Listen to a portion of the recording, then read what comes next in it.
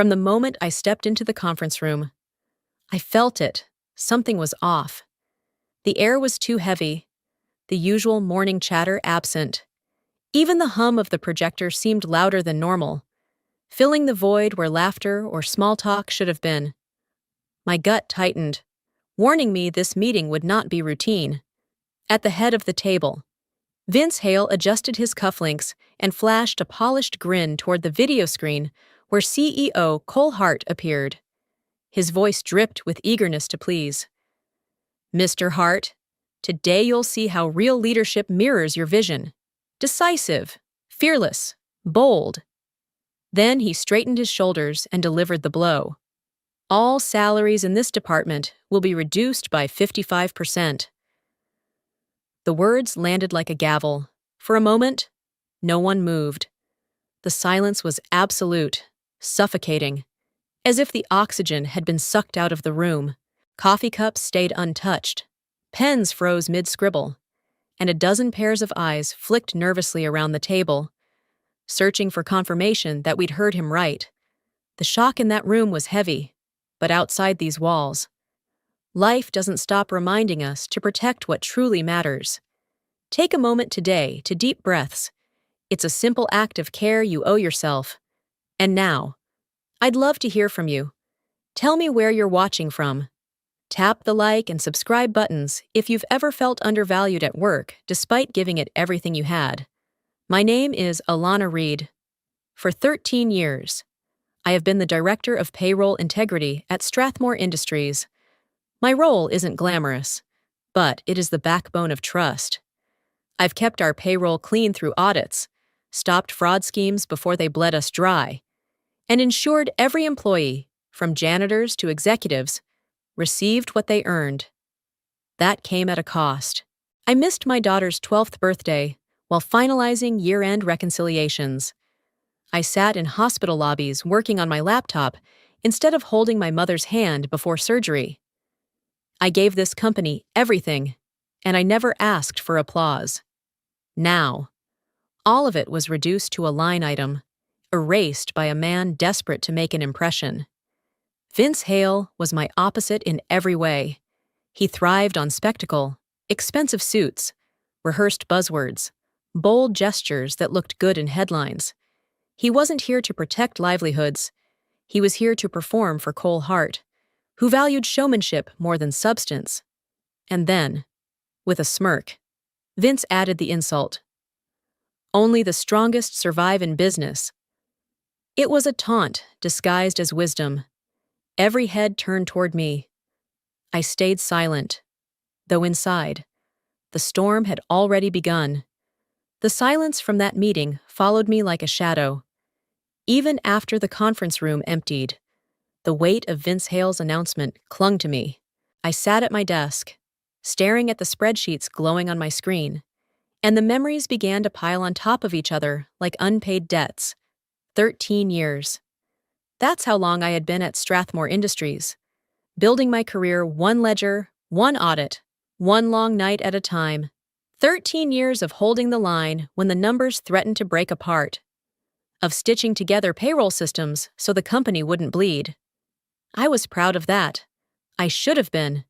But pride tastes bitter when the people you protect treat you as if you're disposable. I thought about my daughter's 12th birthday, the one I missed because a federal audit fell on the same week. She had waited at the kitchen table, candles already lit, while I sat in a windowless office combing through thousands of transactions to make sure Strathmore wouldn't collapse under scrutiny. By the time I got home, the cake was stale, her smile forced, and I told myself it was just 1 year, just one sacrifice. But 1 year became many. I thought about my mother's surgery, how I sat in the hospital lobby with my laptop balanced on my knees, running payroll checks while nurses wheeled her into the operating room. I wanted to be in there, to hold her hand before they put her under, but the company needed me to deliver a report by dawn. Just this once, I told myself, but just once became a pattern carved into my life. Every time Strathmore teetered, I was there to steady it. When audits threatened fines, I was the one who found the errors no one else saw. When fraudsters tried to slip money through phantom accounts, I was the one who flagged them. And what did I receive in return? A polished stranger standing at the head of a conference table, slicing my salary in half with a single sentence, as if 13 years of sacrifice were worth less than a headline. The bitterness rose in my throat like bile. I heard a voice behind me, soft but sharp. One of the younger analysts, barely 2 years into the job, leaned closer and whispered, "We're just numbers now." The words cut deeper than Vince's announcement ever could. Numbers. After all the birthdays, the hospital nights, the hours clawed away from my own life. Was that all I was? A column to reduce? A percentage to shave off? A cost to be managed? I forced myself to stay still, my hands pressed flat against the desk. The bitterness didn't make me weak. It hardened something inside me. If they wanted to see me as a number, they had forgotten that numbers, when placed in the right hands, can bury the careless, and I knew exactly where those numbers lived. If bitterness had burned in me the night before, the next morning it settled into something colder, sharper. Watching Vince Hale parade through the office was like watching a peacock strut across a battlefield, so convinced of his own brilliance, so unaware of the wreckage beneath his feet. He was always perfectly polished, every detail curated for effect. His suits came from designers whose names most of us couldn't pronounce. His shoes gleamed so bright you could almost see your reflection in them, though no one wanted to. Even the way he held his coffee cup seemed rehearsed, as though he were waiting for a camera to capture the moment. He didn't walk the halls to greet people, he glided, chin high, projecting authority without earning it. And when he spoke, it was never in the language of work or responsibility. It was a chorus of buzzwords: synergy, efficiency, streamlined operations. He dropped phrases like scalable vision and next-level integration into conversations that had nothing to do with them. His words sounded expensive, but they meant nothing.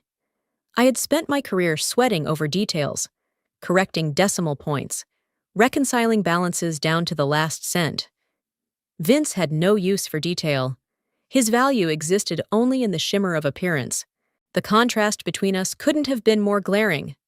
I was the kind of professional who worked in silence, who built trust in numbers, who earned respect by keeping systems clean. My victories weren't celebrated, they were invisible, buried in the fact that crises never happened. Vince, meanwhile, was addicted to applause.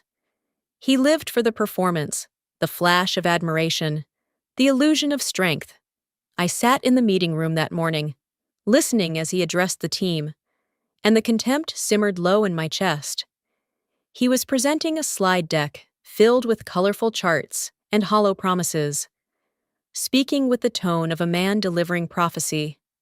I could see the younger employees nodding, not because they understood, but because they feared what would happen if they didn't. Then, in the middle of his performance, he turned his eyes on me. His smile stretched wide, smug and cutting. "Of course," he said, voice laced with false charm. "We have colleagues who prefer the traditional ways of doing things, old-fashioned methods, let's call them. But business demands we evolve." The room went still. The comment was aimed at me, clear as daylight. My cheeks didn't flush. My voice didn't rise. I simply held his gaze, steady and unbroken, inside. Though, contempt pulsed like a quiet drum.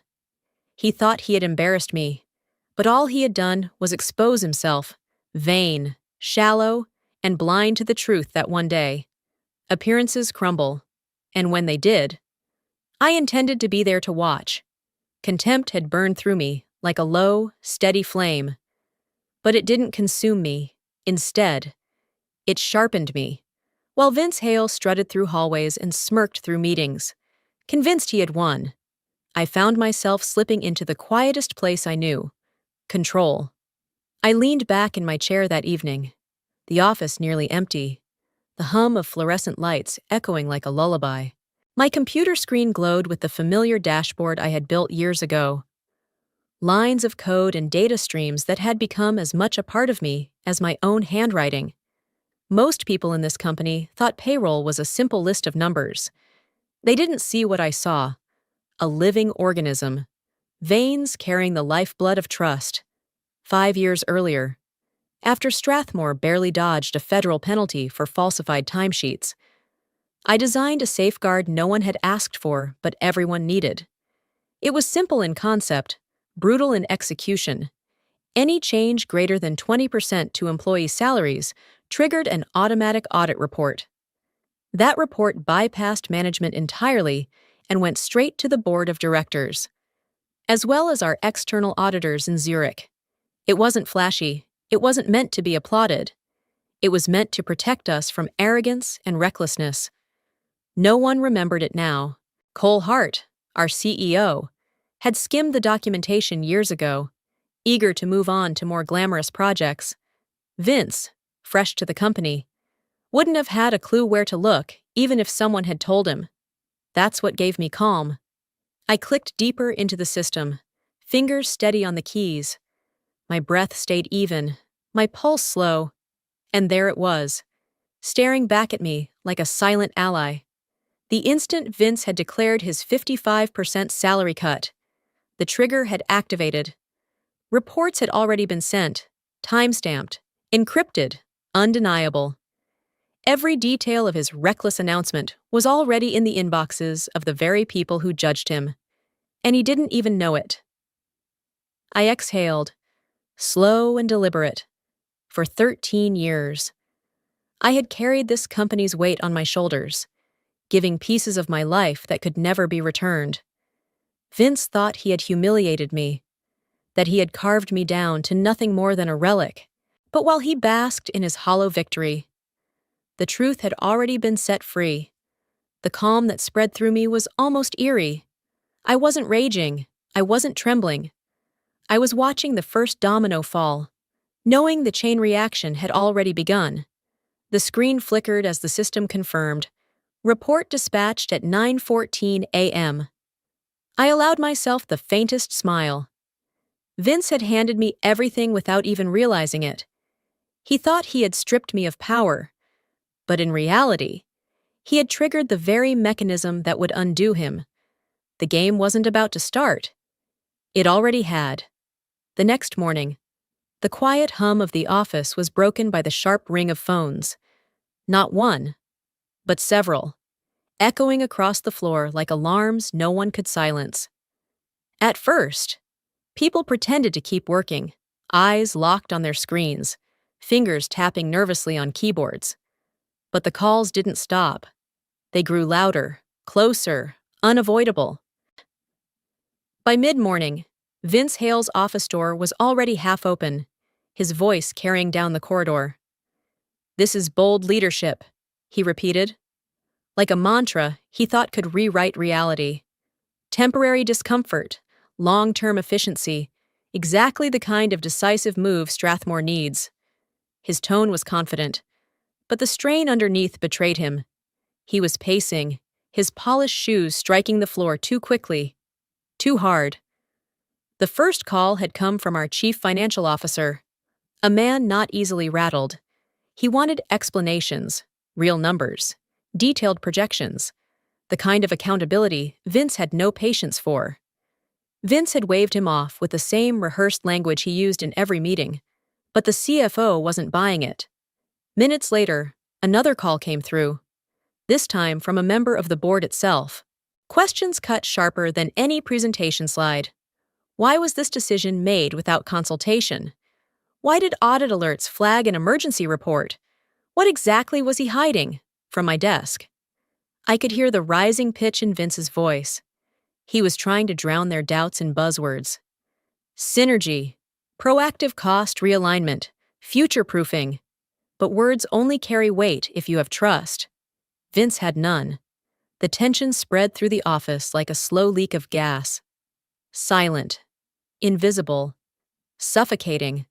People whispered in hallways, their eyes darting toward Vince's office, then back toward me. They knew I wouldn't speak yet, but their glances said enough. They were waiting. I stayed composed, scrolling through data as though nothing unusual was happening. Calm was my shield. But inside, I felt the weight of the moment pressing tighter. Every ring of the phone, every muffled demand from the other end, was proof that the system I built was already doing its work. Then came the twist I hadn't expected so soon. My phone rang. I glanced at the caller ID and froze for just a second. It wasn't internal. It wasn't filtered through Vince. It was a direct call from a senior board member, bypassing every layer of hierarchy. "Ms. Reed," the voice said when I answered, low but firm. "Can you help me understand what's happening here?" For a beat, I stayed silent, the office noise fading around me. In that single question, I heard more than curiosity. I heard trust. They hadn't called Vince. They had called me.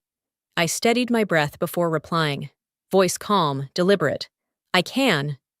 The tension that had gripped the office didn't vanish, but it shifted.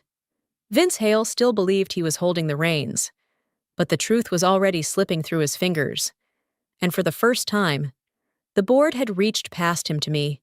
The cracks in his performance had begun to show. By the following afternoon, Vince Hale had managed to paint over the cracks with the confidence of a man who believed performance mattered more than substance. He strutted down the hallway, with his phone pressed tightly to his ear, voice booming for everyone to hear. "Yes, Mr. Hart," he said, his tone polished to perfection. "We've streamlined the entire department. Lean, efficient, bold. Exactly the kind of decisive action Strathmore is known for." Cole Hart's voice didn't carry from the speaker, but Vince's expression told the story. He believed he had impressed our CEO, that his reckless cuts had been transformed into proof of vision. He walked out of his office afterward with his chin lifted, as if he had just secured a victory parade. But arrogance rarely stops at one performance. By late afternoon, Vince had drafted a glossy internal communique and blasted it across the company's email system. In it, he described his decision as a historic step toward financial resilience, crowning himself the architect of Strathmore's new era. The document was dripping with self-congratulation, a sales pitch disguised as leadership. Employees read it in silence. Some scoffed, others rolled their eyes. But silence is not the same as acceptance. I could feel the weight of unspoken resentment hanging heavy in the air. People who had spent years sacrificing for the company were now being told their pain was a triumph. It was an insult packaged in corporate jargon. From my desk, I watched the emails ripple outward like a wave. Vince thought he was cementing control, restoring his image after the board's first questions. In reality, he was handing his critics a weapon. It didn't take long. By evening, snippets of the communique were circulating outside the company. Screenshots appeared on private forums, then on industry pages, and finally on social media. Someone had leaked it, though no one admitted who. The words that Vince had polished so carefully were suddenly exposed to an audience far larger than he intended. And then came the hashtag, Paycheck Massacre. It began quietly. A single post mocking his phrase about historic steps. Within hours, it was trending among business analysts, labor advocates, even a few late-night commentators. Vince's bold declaration was no longer a statement of leadership. It was a punchline. I sat back in my chair, watching the storm unfold on my screen. The arrogance that had carried him through the day was now being dismantled tweet by tweet, share by share. Employees who had remained silent inside the office were suddenly finding their voices online, confirming details, adding context, fueling the fire. Vince still carried himself like a victor that night, strolling past my desk with a smirk that told me he thought he had silenced doubt. But I knew better. Arrogance may inflate a man, but exposure deflates him faster than any blade. His temporary triumph was already dissolving into public humiliation. And this time, he couldn't control the narrative. The morning after Vince Hale's triumphant email, the office felt different. The chatter was gone, replaced by a heavy quiet that clung to every cubicle. Screens glowed, keyboards clicked, but it all felt mechanical, as if no one truly believed in the work anymore. The hashtag, Paycheck Massacre, still pulsed online. Each new post a reminder of how hollow his victory had been. I was in my office when the first knock came. It was Daniel, one of my longest-serving analysts, a man who had been with me through 2 federal audits and more sleepless nights than I could count. He stepped inside without a word and placed a plain white envelope on my desk. His eyes didn't meet mine, but I knew what it was before he left. The second came minutes later, then a third. By the time the 5th envelope landed, my chest ached with the weight of it. Each one represented years of loyalty, of people who had sacrificed just as I had. Birthdays, family milestones, the comfort of normal hours, all surrendered for a company that now treated them like liabilities. I didn't try to stop them. What words could I possibly offer? Stay would have sounded like a lie. Even to me, they weren't abandoning me. They were reclaiming what little dignity they still had left. By the time the 7th envelope touched my desk, the air in the room felt suffocating. I traced the neat folds of paper, hands trembling despite my best effort to stay composed. 7 key staff members. Gone in one morning. Not because they lacked skill or commitment, but because they refused to be humiliated any longer. I swallowed hard, forcing myself to meet their eyes as they stood in silence. "I understand," I said quietly. My voice barely carried, but they all heard it. It should have ended there, with resignation, with grief heavy enough to anchor me. But as the youngest of them, a woman barely 2 years into her career, turned to leave. She stopped. She looked back at me, her expression steady, her voice clear. "If you stay silent," she said, "so will we." The words pierced deeper than any resignation letter. They weren't just walking away. They were waiting, watching, expecting. The responsibility settled on my shoulders like a weight I could not shrug off. I kept my face calm, nodding once as if to acknowledge her challenge. Inside, though, something shifted. Pain bled into defiance, and defiance hardened into resolve. I had spent years keeping the system honest, building safeguards to protect this company from itself. And now, those same tools were in motion. Vince believed he had silenced us, but what he had done was awaken a storm he could not control. 7 envelopes lay in front of me, heavy with loss, but they weren't endings, they were signals, and I was no longer willing to stay silent. The envelopes were still on my desk when the first notice came through. A short email, clipped and formal. Termination of contract effective immediately. Then another, and another. By noon, 9 clients had withdrawn from Strathmore.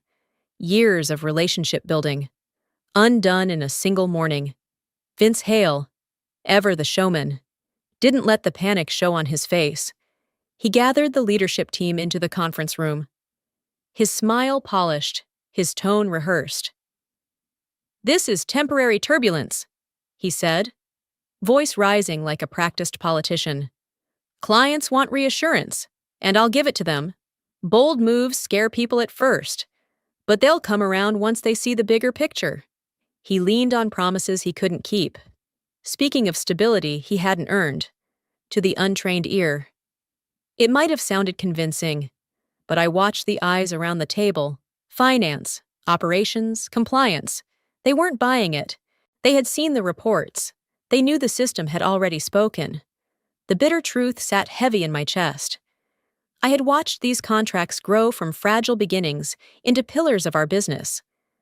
I remembered late nights on calls with clients across time zones, fixing errors before they became disasters.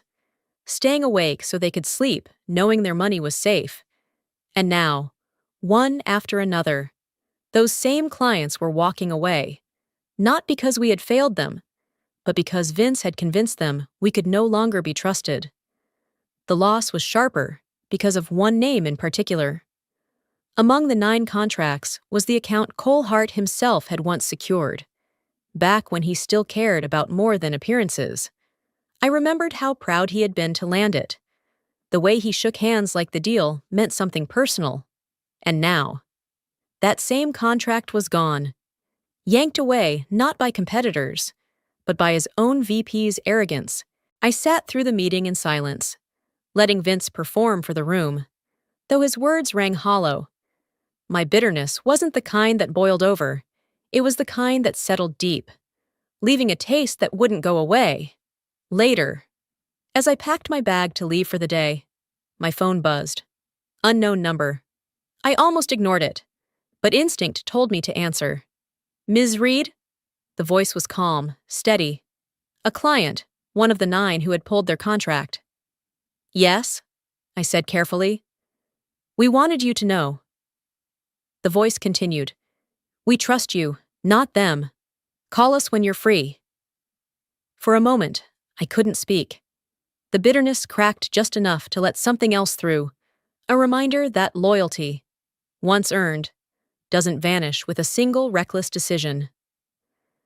I ended the call quietly, slipping the phone back into my bag. Vince thought he had silenced doubt, but the truth was bleeding out through every fracture he created. 9 contracts lost, each one a wound. But wounds can be remembered and reopened. The office door slammed so hard the glass panel rattled. Vince Hale stormed in, his face flushed, his tie askew. His polished exterior cracked at last.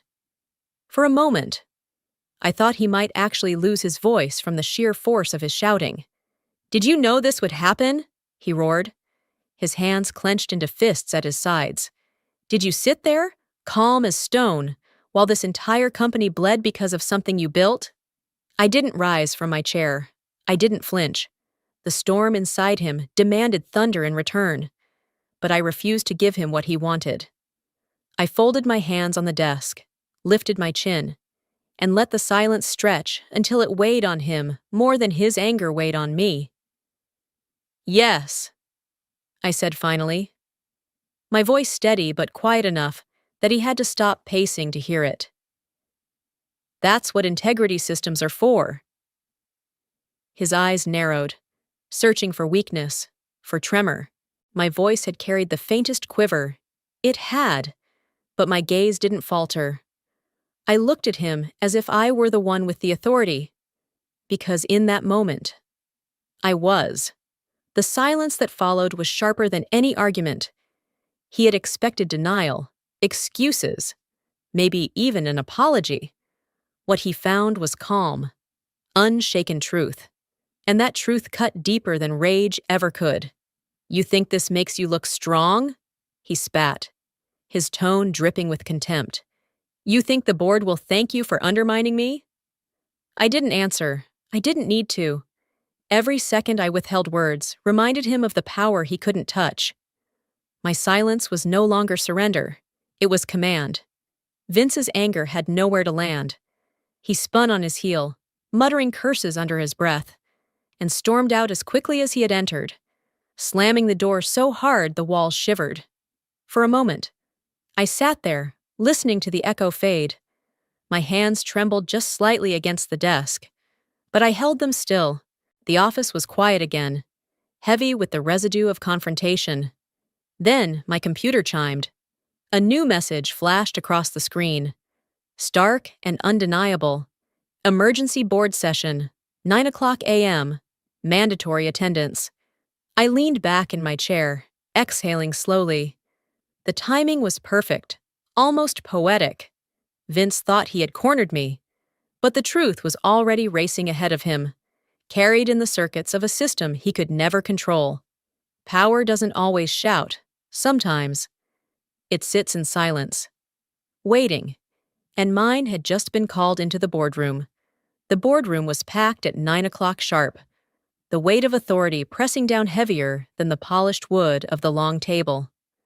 Vince Hale walked in, wearing the same suit he had worn for weeks, though this time the shine seemed dulled, his arrogance thinner. Cole Hart sat rigid at the head, his expression a mask, but the unease in his shoulders betrayed him. The meeting was short, brutal, and final. Questions were asked, reports were reviewed, and evidence spoke louder than excuses. Vince tried to defend himself with the same rehearsed phrases: bold leadership, temporary sacrifice, strategic vision, but each word fell flat in the silence of those who no longer believed. The vote came swiftly. Vince Hale was dismissed effective immediately. Cole Hart didn't escape either. The board decided negligence was as dangerous as arrogance. His legacy ended not with applause, but with a cold acknowledgement that he had let recklessness run unchecked. I didn't gloat. I didn't cheer. I simply gathered my files, placed them in my bag, and walked out of Strathmore Industries without looking back. 13 years of sacrifice ended not in flames, but in a quiet release. It felt like shedding a weight I had carried too long. The following week, I received a call from one of the clients who had left Strathmore. They offered me the role of Chief Compliance Officer, with a salary double what I had earned before. Their words were simple: "We trust you." And for the first time in years, I believed I could trust myself to choose a life that honored my work without erasing who I was. Then came the final twist. Vince's proud LinkedIn post, "I cut costs by 55% in my first month," circulated across the industry, but not as he intended. It became a meme, mocked and reshared. The very phrase he thought would build his reputation, now dismantling it piece by piece. I saw the image on my screen, laughed quietly, and let it pass. Justice doesn't always nosy. Sometimes it arrives quietly, with the weight of truth and the freedom to walk away stronger. And now, I'd love to hear from you. Where are you watching from today? If this story resonated with you, leave a comment, tap the like button, share it with someone who needs to hear it, and subscribe for more stories that remind us dignity is worth protecting.